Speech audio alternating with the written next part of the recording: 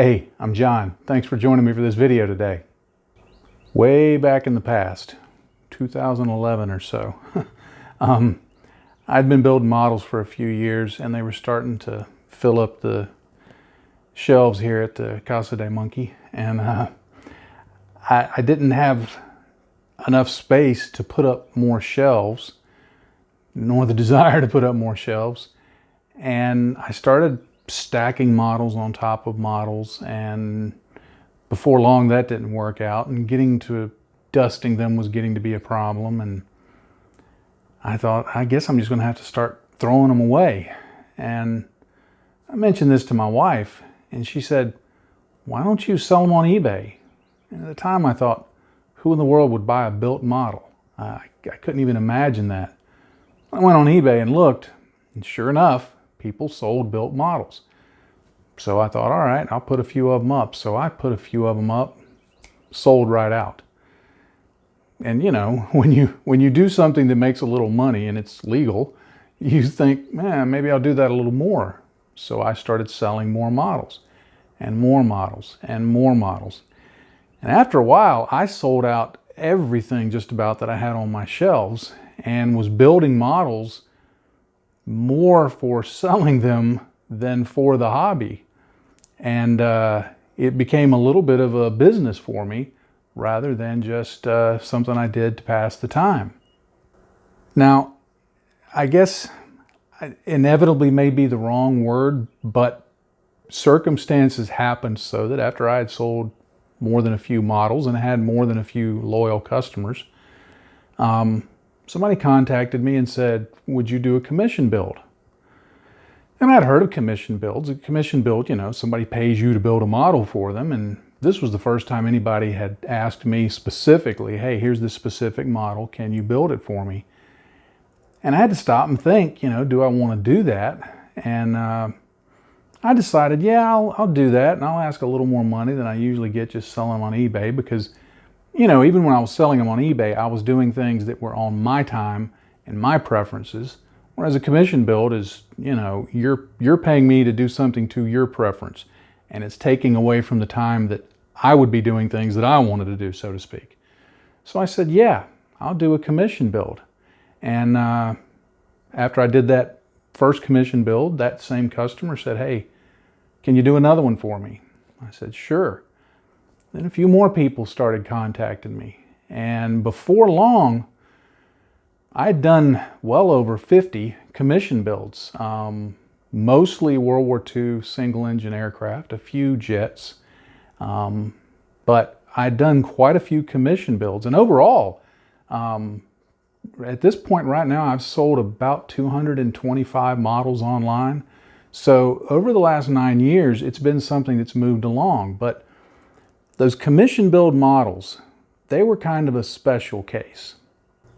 When you start doing commission build models, it really does get to be more like a job than just a hobby. And let me define, for the sake of this video, what I mean by commission builds. I'm not talking about if you're building models and you're enjoying the hobby and you're just doing it purely as a hobby, and a friend says, hey, can you build this model for me? And you say, yeah, be glad to do it. And y'all agree on a price and conditions and whatever, and you build it. And that's just, you know, it's kind of a one-off thing. This video is not really addressing that. This is more along the lines of, okay, you're intentionally becoming a commission build modeler. You're going to go seek people to pay you to build models. And when I started doing that, at first it was kind of cool to be able to tell somebody, yeah, I'll build this model and it's going to be $175, $200, $225, which was quite a bit more than I normally got on eBay for a model. First few, it was kind of cool. You know, I'm sitting there building it and whistling to myself, and I'm making money as I work, and you know, it's kind of fun. But the more I started working on commission builds and I started taking on multiple commission builds, the more that started happening, the more things, they began to change. It became a job. I couldn't come home and say, hey, I think I want to work on this or that or the other thing tonight. I had to look at it and go, I've got to have this done by such and such a time because I told them I would have it done. And I got to do this. And if I didn't want to do it, it didn't matter. Because you know how it is with a job. You have your day job or whatever, and your boss says, hey, you're going to do this. It doesn't matter if you want to sit and watch YouTube. You got tasks to do. You have to do them. So it began to become a thing of its own. Now, eventually, it got to be more than I wanted to take on. And sometime in early 2018, I kind of put out an announcement. I'm done with commission builds. I contacted my customers. The ones that I was still building for, I said, hey, I'll finish these up for you. People I had talked to that were on the calendar, I'd actually gotten to the point where I was taking deposits for builds, for commission builds, because my calendar was getting filled up. And I contacted those people, and a few of them, I said, okay, I'm giving you your deposit back. I appreciate it, but I can no longer do this. I just can't do it. So I gave up commission builds, mostly. Every now and then I take one on because somebody comes at me and they hit me with a dollar amount that is just too good to pass up. And I'm like, yeah, all right, I'll get back on that horse for that dollar amount. Even when I'm doing that, it reminds me why I got out of doing it. So having said all of that, and I don't say that to toot my horn. I know some people hate.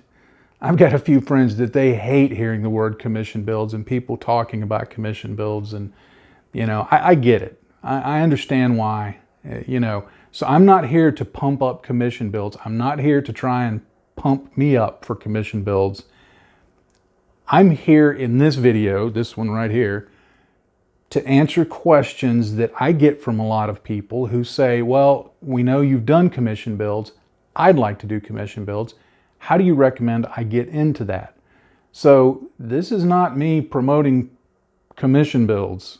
This is me as a grizzled veteran of commission builds who got out of doing them, telling you, here's some good stuff, here's some bad stuff, and here's some practical stuff. So for whatever it's worth, if you're wondering, how do I do commission builds? I hope this video will help you. Now, the number one question I'm asked, it's generally the very first thing somebody asks. They say, hey, I want to do commission builds. How much should I charge for my commission build? When you boil it down, how much money am I going to make? That's the whole purpose of doing commission builds, is to make some money. So that's really the most important question. What I learned in the way I approached it was if you try to just assign some dollar value to your time like you would a regular day job, that may work. I know some people do it. But if you're just getting started, even if you've been doing it a while, to come into it and say, well, I think my time is worth $20 an hour, $10 an hour, whatever it is. If you don't have a reputation, if you don't have a portfolio of work, convincing somebody that, well, you're going to spend 40 to 50 hours on a model for them, and that's the bottom line. Most models I build, even single engine World War II fighters, I put in more than 40 to 50 hours. But just for the sake of round numbers, let's say 40 hours. If you value your time at $10 an hour and you come back and say, yeah, to build this model is going to be $400, they may go, dude, I've seen a few of your models online and they look good, but I don't know that you're worth $400. When there's other people who may have more of an established reputation, a deeper portfolio, that they may say, hey, I'll do it for $250, $300, something like that. So one of the first things I advise people is, I don't know that assigning a dollar value to your time is necessarily the best way to do it. What I found was I liked to do it almost as a line item in a spreadsheet. I started off this spreadsheet with the first line on it was how much did I want to make on any given model. And I divided it up by scale, but for the sake of discussion, I'll just talk specifically about 1/48 scale. And early on, I decided I want to make at least $125 per model. All other costs aside, all other expenses, I want to do at least $125 profit. Now again, if you're doing the math and you're saying, yeah, but if you put 40 hours into that, that's just a little over $3 an hour. I get it. But I was establishing myself and I had to look at it and say, how much do I want to make for a model that would otherwise just sit on the shelf or might go on eBay for maybe I'd clear $75 or $100. So that was a reasonable enough profit for me that I was happy with it. And that's really what it comes down to with commission build models. How much are you happy getting? I started at $125. Right before I quit, I had moved that number up to around $225 for a single engine World War II fighter because I could ask that and I was getting it. But that was, I have to make that much, bottom line. I had other line items for things like shipping. I always found out where they lived. I knew about how big my box would be, how much the stuffing would take to, keep it from breaking in shipment. I'd done it enough that I knew all of that stuff, so I had a line item for shipping that was based on United States Postal Service rates, or if it went overseas, whatever the rate was. And getting a quote for a price was easy. So I'd plug in the price. Then I plugged in kit cost, and I used the retail price because sometimes somebody would say, yeah, I want to get this one, and I would look around and I could, find the retail price and it was this, and maybe I'd find a bargain on it. And it wasn't that I was trying to rip people off. I told them up front, I'm charging you retail price. But I put in the cost of the kit. There was another line item for things like decals and if they wanted photo etch or resin. In other words, the cost of any of the materials, non-paint type materials, non-glue type materials, I factored that into this spreadsheet. I built enough models and sold enough models that I knew my cost of materials, paints, glue, paintbrushes, stuff like that. I knew my basic cost of materials was about $8 a model. I didn't factor in hardware costs like my compressor or airbrushes, but the disposable kind of products, the things that you use up paint, you use up brushes. Those were $8 per model. Then if I needed special paints or special finishing materials for the model, I figured up the actual cost of those so that if somebody said, well, I want it to be painted this color and I didn't have it, I charged them, even if it was just one bottle of paint. I put that in there. I had another line item for complexity. So if somebody said, I want a 148 Tamiya Spitfire Mark I kit right out of the box, one of the easiest kits in the world to assemble, the complexity number was 0. If somebody said, hey, I want this special hobby kit and I want it built with all of the multimedia that comes in the kit plus some additional stuff and I want it finished this way, then I would kind of come up with an arbitrary number. That I based on a rate of about $15 an hour. And what I would do is I would think, okay, this is going to take me an additional 1 hour, 2 hours, 4 hours, 5 hours, whatever. And I just plugged a number in for that because my experience would tell me, okay, if I'm doing, if I'm putting in a resin cockpit that didn't specifically come with the kit, I'm probably going to have to do a lot of sanding and fitting and stuff like that to get the doggone thing in there. And that's going to take me a lot of time. So I figured that in. Then I had what I called a special hobby tax. That if I was building anything produced by the company called Special Hobby, it was an automatic, 25% price increase because those models just stink. But that's editorializing. I'll move on.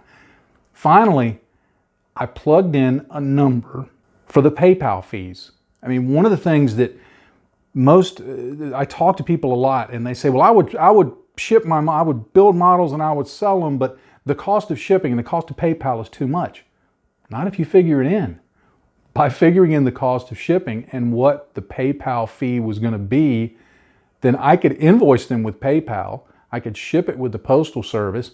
I had covered all my costs, including boxes and materials for packing the boxes and the cost of PayPal and any other fees. All of that was covered. And when I got to the bottom of the spreadsheet, I had a price.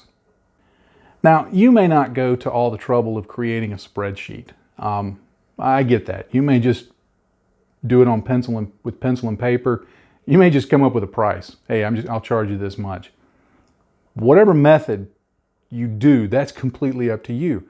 But understand, if you're going to be doing consistent commission build models, you're going to have to factor in the cost of the model, the cost of any aftermarket, the cost of materials, the cost of shipping, the cost of shipping supplies, the cost of any additional fees, and then something that factors in how much profit you want to make. So even if you just eyeball it and scratch your head a little bit and tell somebody, that'll be $250, all of those things are going to come out of that $250. I found it helpful to start with what I wanted to make and add everything else on. Now, a few times people ask me, yeah, but if the price got kind of high, did that run people off? Yes, it did. But the more I built, the more I found out that's a good thing. Because besides figuring up the cost, another important thing I learned that it only took me a little while to learn too, was that you never, ever, ever, never, ever, ever, never, ever, never, ever haggle over price. The reason I say that, if a client came in and I said, that's going to be $200, and they said, well, but I only think it's going to be worth $150. If I sat back and said, well, I'll be a nice guy and I'll do the $150, that client was going to be the one who, when you would send them photos to show how that it's coming along, things like that, they always wanted a little more, they always want a little different, a little change here. Well, you told me it was going to be done in 6 to 8 weeks. Well, it's getting up on 5 weeks, and I don't think you can finish it in 3 weeks, and so I want to know how you're going to compensate me. The customers that haggled were the worst customers. When I started raising my prices, and somebody would come to me and say, how much for a commission build? And I'd go, oh, well, that 1/48 scale Spitfire is going to be $325.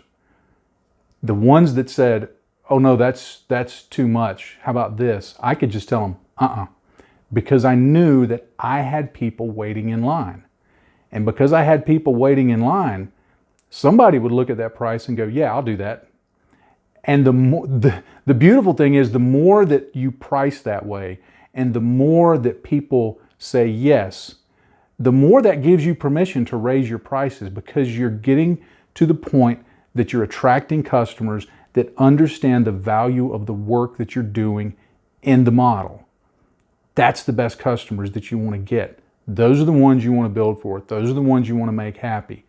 But you're never ever going to get to those guys if you haggle over $25 here, $50 there for something that you know is worth what you're saying it's worth. Okay, there's also just some practical tips that I learned that might be useful if you're wanting to get into commission builds, or if you're doing it and want to fine-tune your process. Several things I did. One, I always asked for half up front, no exceptions.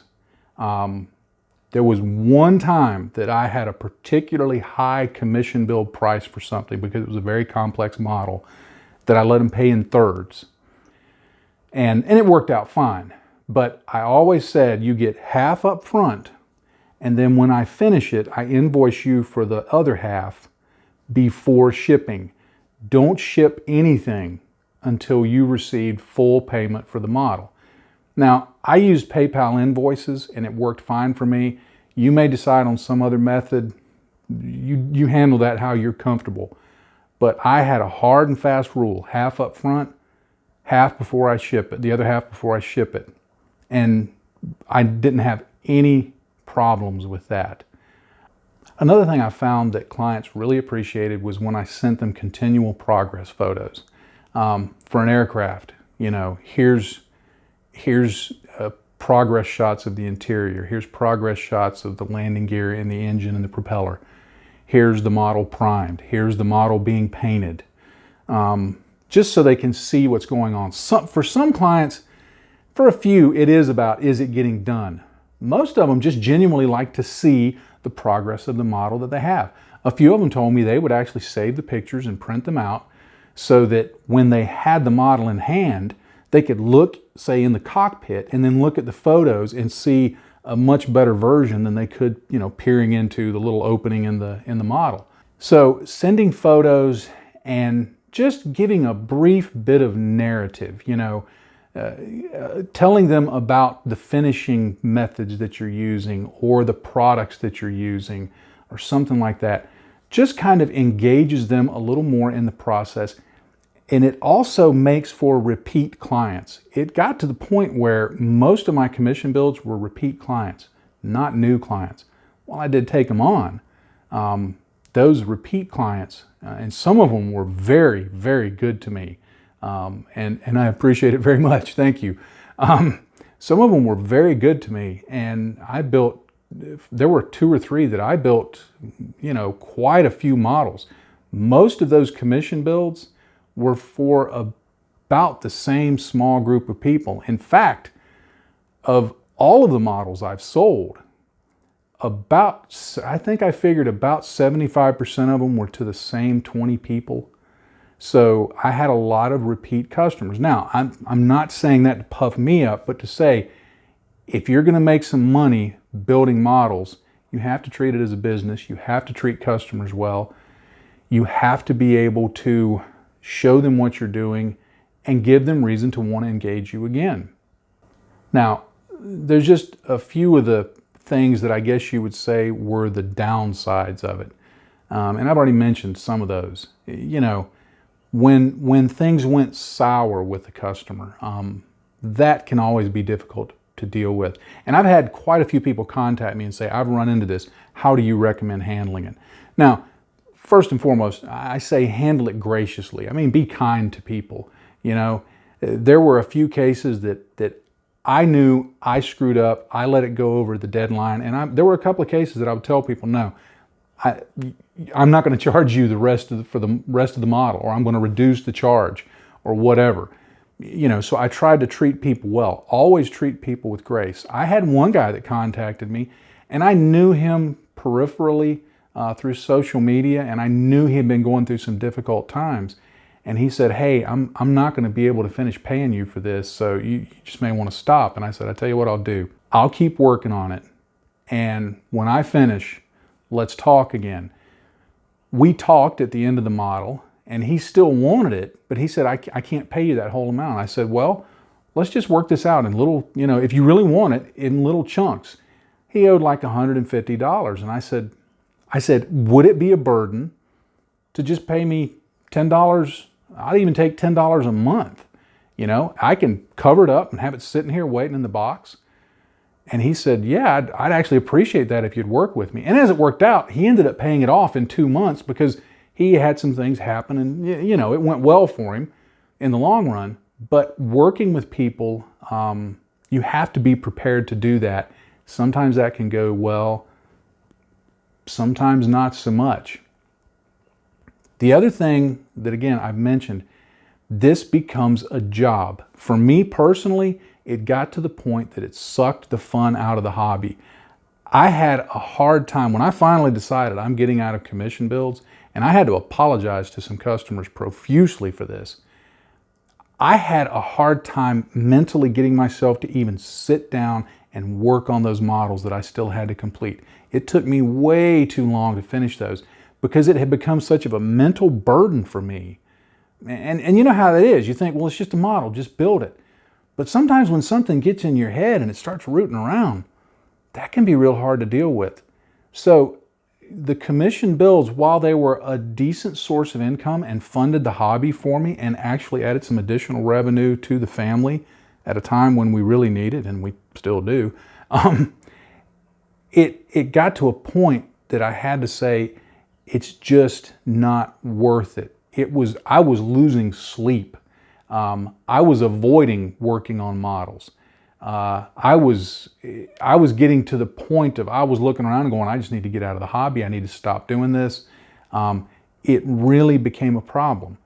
Now, you may do it at a pace that it doesn't become a problem. You may have the mindset that it doesn't become a problem.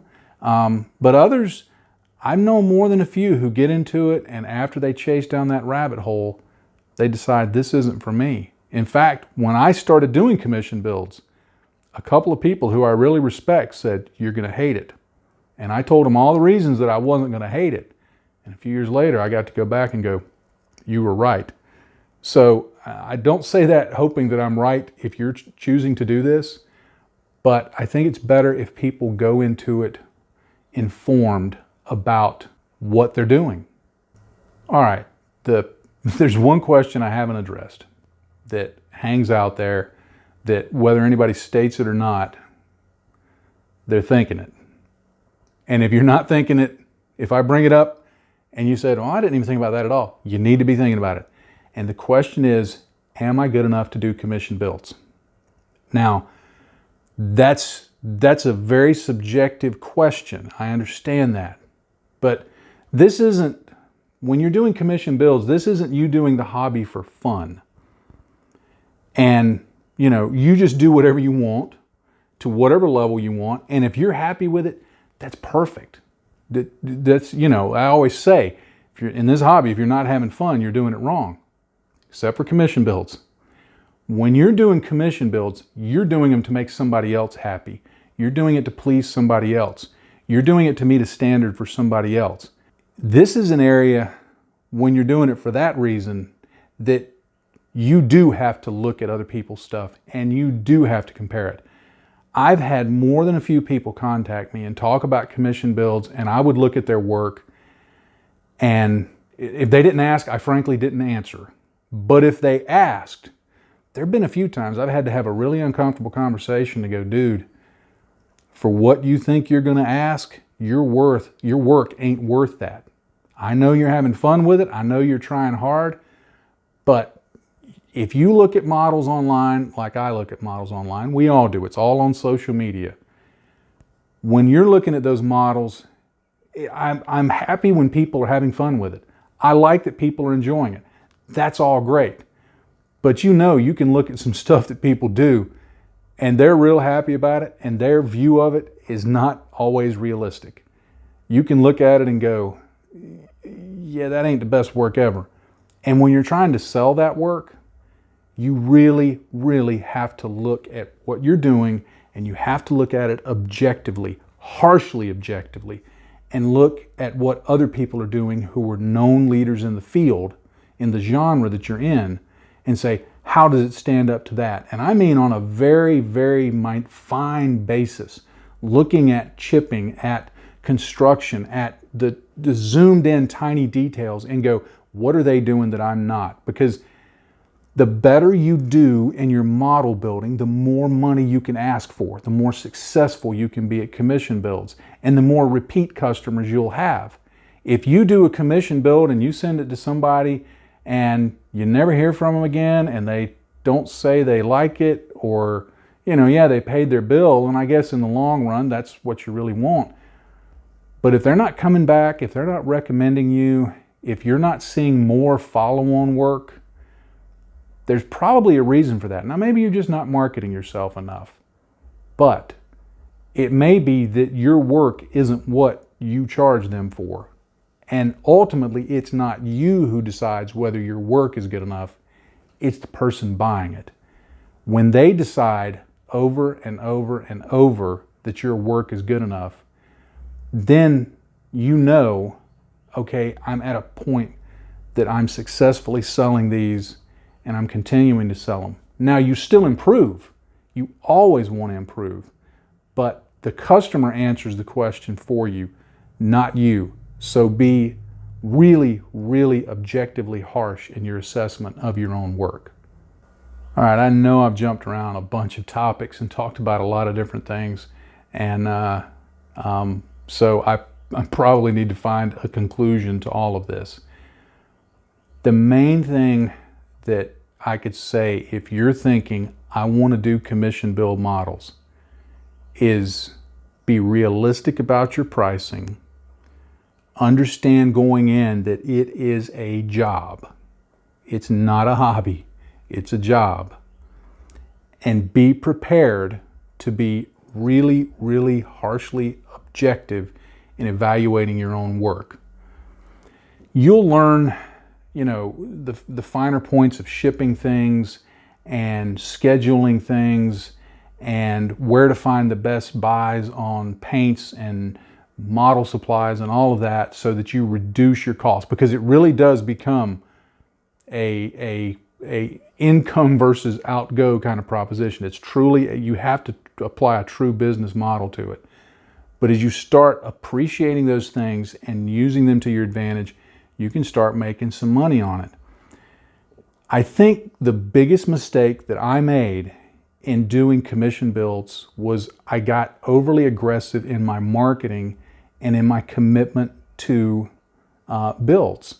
You know, I started off saying, okay, I'm going to do one commission build at a time. But at the time, I was building basically one model every 2 weeks. And so I thought, well, you know, if I just kind of juggle the schedule around, I can fit 2 commission builds.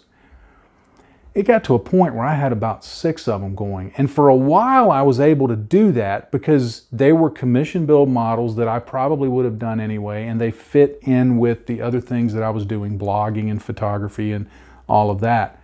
And it fit in. But the more I did those, the more they started drawing me down, and the more clients started saying, well, could you build this? Could you build that? And I took them on. It wasn't the client twisting my arm. I took on projects that, as I look back, I would have either been better off saying, no, I don't think I'm going to do that. It's not in my wheelhouse. Or saying, yeah, I can do that, but you're going to have to wait in line for 6 months. Are you okay with that? That's why I started taking deposits. So I think my biggest mistake was being over ambitious. And for better or for worse, I just had to say, I'm done with it. Your experience may be different. So approach it realistically.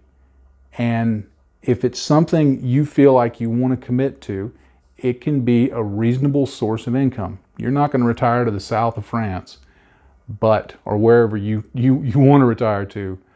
But I can tell you, you're going to be able to make generally more than enough money to cover the cost of the hobby and make a nice small profit that you can tuck away into savings or whatever.